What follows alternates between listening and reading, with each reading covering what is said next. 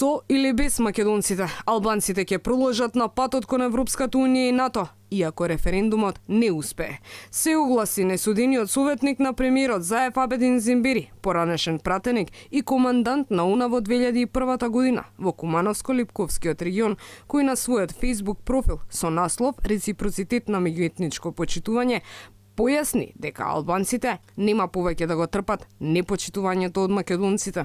Доколку референдумот пропадне, албанците нема повеќе да трпат ваков начин на живот. Со или без македонците, нашиот пат кон ЕУ ќе продолжи. Навистина не знам кога ќе се разбудите од комунистичкиот сон, кој 50 години ве лажија и ве учија како да ги мразите оние што се различни од вас. Никогаш не очекувате дека ќе бидеме лојални граѓани, се додека не ви биде јасно дека јас сум на сопствената земја, не сме странци тука, и се заканувате со разни глупости кои се веќе минато. Со вакво однесување нема да има еднина за никого. На заканите на Зембири реагираше универзитетската професорка Каролина Ристова Астерот, анализирајќи ги внатрешните предизвици со кои се соочуваат албанците. Астерот подвлекува дека тие не можат да се поместат без македонците.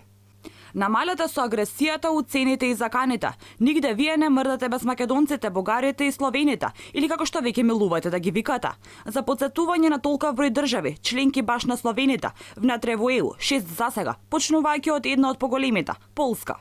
Предходно слична закана во гостување на Алфа упати советникот на премиерот Исмет Рамадани. Тој изјави дека не би можело да има гаранции за коректноста на албанците ако референдумот пропадне. Ако не успее овој договор, и ако ние ги губиме сите шанси за членство во НАТО и во Европска Унија, тогаш не гарантирам за коректност на албанците во нивното однесување понатаму.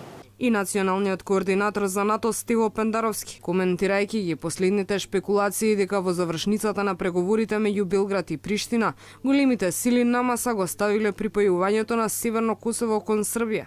Инсистира дека референдумот за преспанскиот договор мора да биде успешен или Македонија ќе настрада во регионалните вртлози. Останува отворено прашањето дали власта со директни и индиректни закани се обидува да изврши притисок врз граѓаните со цел спроведување на успешен референдум со доволен цензус.